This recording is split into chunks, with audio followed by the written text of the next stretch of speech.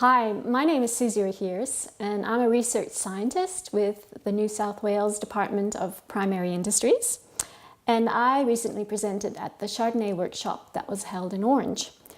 And we discussed some of Chardonnay's unique features, such as early bud burst and thus its susceptibility to frost.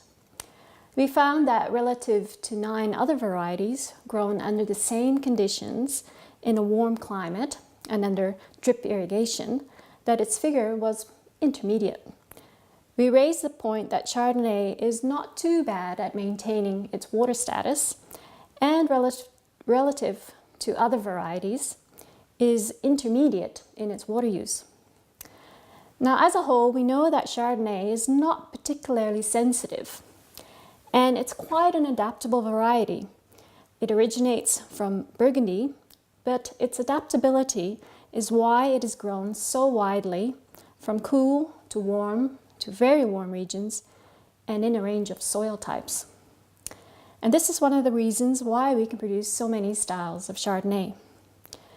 We discussed this variety's susceptibility to powdery mildew.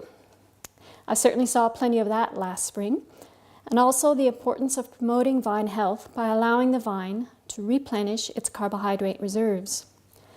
Adequate carbon reserves will also encourage better fruit set. However, sunny days with high photosynthesis at flowering is a very important prerequisite for good fruit set. Vines also require a suite of nutrients to grow properly and to ripen berries. Potassium is particularly important because it is the most predominant cation in the berry, at about 80% of all the other cations. Potassium is essential to many processes occurring in the plant and the berry, and we must ensure that the vine is never grown in a potassium deficient situation. Low potassium can result in slow and uneven ripening. High potassium in the must can lead to higher pH because the potassium binds with tartaric acid to form potassium bitartrate crystals during fermentation and within the bottle during the aging process.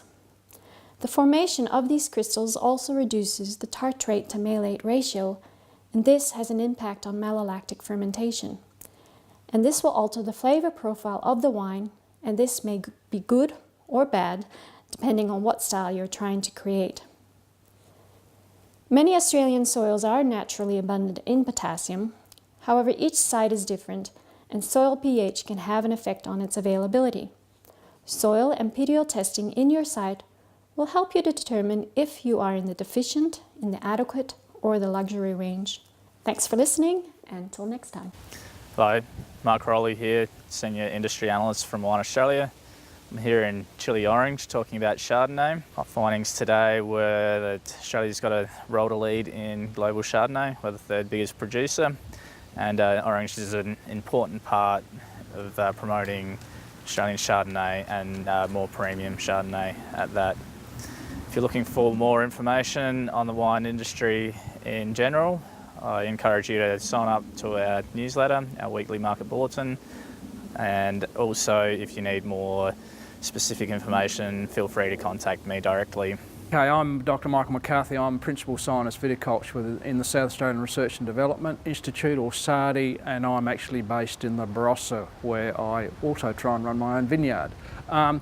The wines we've been showing today have come from a project that's been nicknamed the Clones for Climate Change project. What we're trying to do within this project is look at the influence of clones and also trying to use existing differences in climate across regions as a surrogate for climate change. In other words, what we're saying is if we can take clones of both Shiraz and Chardonnay from a range of regions, make those wines under identical conditions, put those wines through full sensory profiling, can we get to understand what influence a warmer climate in, say, 50 years' time might do in terms of how the wines from an existing region might change into the future. And the aim is that at the end of the experiment, we'll take all the sensory data, all the climate data we've generated from those sites and say, well, look, if site X warms up to become more like a current site of the same temperature, we'll get some insight into how wine styles might change into the future as those individual sites warm. Hi, I'm Nick Dry from Yalumba Nursery. I'm here in Orange today talking about Chardonnay clones and how we can use them to help manage vineyards and also make more interesting and complex wines.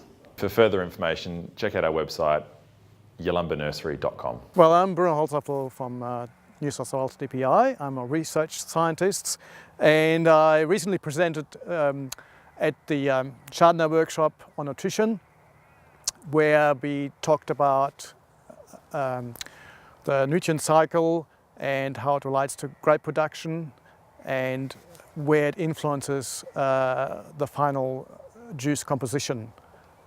So if you want any more details, we soon have the prime fact on our website on that topic.